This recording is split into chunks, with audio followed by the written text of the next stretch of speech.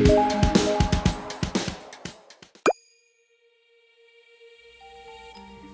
deň, milí priatelia. Srdečne vás pozdravujem.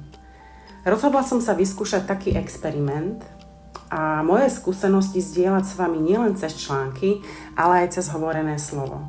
Dlho som nad tým rozmýšľala a nakoniec som si povedala, že idem do toho, aj keď je to pre mňa celkom výzva. A rovno poviem, že je to výstup z komfortnej zóny. Takže budem vďačná za každú spätnú väzbu, pretože je pre mňa dôležité vedieť, či posolstvo tohto zdieľania bolo doručené. Dnes by som sa chcela s vami porozprávať o tom, aké je dôležité vo svojom živote robiť zmeny, obzvlášť vtedy, keď cítite, že tam niečo nesedí. Budem čerpať z môjho života a príbehu, ktorý som zažila, vďaka ktorému prišli uvedomenia a aj môj posun. Čo je vlastne cieľom tohto zdieľania, pretože ak to bude s vami rezonovať, verím, že aj u vás môže nastať uvedomenie, ktoré vás bude posúvať. Myslím, konať vo svojom živote a nie čakať na zázrak. Vždy som sa pokladala za tvorivú dušu a mala jasné ciele, čo chcem dosiahnuť a ako to má vyzerať. A takisto sa to týkalo aj mojej pracovnej oblasti. Rozbehla som si ju, nastavila krok po kroku, ako budem postupovať a skladala sa vlastne z dvoch oblastí.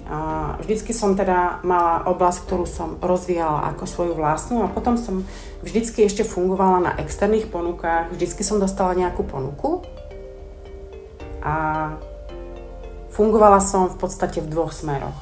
To znamená, rozvíjala som svoje a rozvíjala som aj niekoho projekt. Bolo to veľmi zaujímavé pre mňa a hlavne také spestrujúce.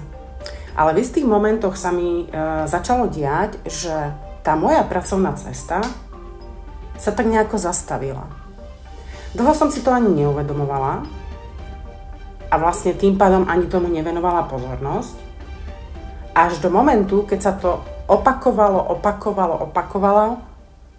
tak, že mi to až bilo do očí. Až vtedy som sa zastavila a pozrela na to, že vlastne čo ja robím a čo ku mne prichádza a prečo sa to deje.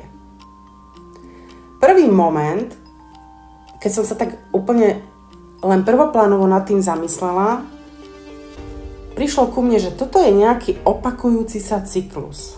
To znamená, musím robiť niečo stále rovnako, keď dostávam späť rovnako. V tomto prípade bolo, že sa teda tá moja pracovná oblasť zastagnovala.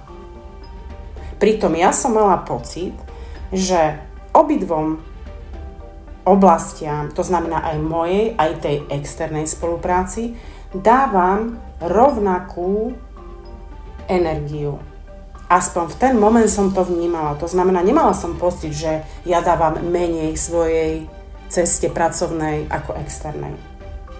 Ale v ten moment, keď som sa zastavila a uvedomila som si, že to je teda nejaký cyklus, tak až vtedy som si to začala všímať a pátrať vo mne, čo s tým súvisí a prečo sa to deje. Prišla som vlastne na to, v prvom rade som prišla na to, že teda dávam viac externému projektu a nie môjmu. To hlbšie uvedomenie bolo v tom zmysle, keď som rozmýšľala, že teda ja mám pocit, že nie, ale v skutočnosti, keď som sa zastavila a pozrela som sa, tak som musela uznať, že teda áno, tomu externému projektu dávam viac a ten môj vlastný projekt viazne. A to hlbšie uvedenie bolo v tom, že vlastne ja to robím preto, lebo je jednoduchšie byť zodpovedný voči niekomu ako voči sebe. To bolo pre mňa veľmi silné, že ja vlastne radšej budem vnímať a robiť viac pre ostatných ako pre seba. Pritom som to vôbec nemala na vedomej úrovni. Keď som sa zamyslela nad tým, že čo je zodpovednosť voči sebe, tak som si uvedomila, že ma to nikto neučil. Vždy som si myslela, že zodpovednosť voči sebe je prísť niekde na čas, starať sa o seba, o svoje zdravie.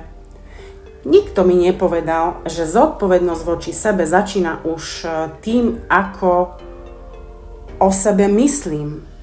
Tým, čo tvorím smerom k sebe vo svojej hlave a vo svojich myšlienkach. Toto bola veľká zmena pre mňa, keď som si to takto povedala a uvedomila a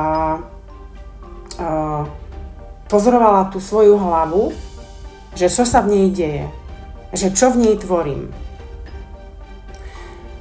Jasné, že som tam objavila drámy, ktoré mi spôsobovali pocit viny, lebo som niekomu nevyhovela, alebo mám v hlave strach sa ozvať a povedať svoj názor. A niekedy dokážeme, to možno poznáte, a ja nespať aj celú noc, lebo si prehrávame nejaký scenár, ktorý vlastne ale v skutočnosti sa vôbec nenaplní. Čiže keby som zhrnula na to, čo som prišla, bolo to, že o fyzické telo sa starám. O to, ako vyzerám tiež, ale o to, čo mám v hlave, nie. A najväčšia vec bola, že si to ešte ani neuvedomujeme, lebo nám to tam automaticky naskakuje.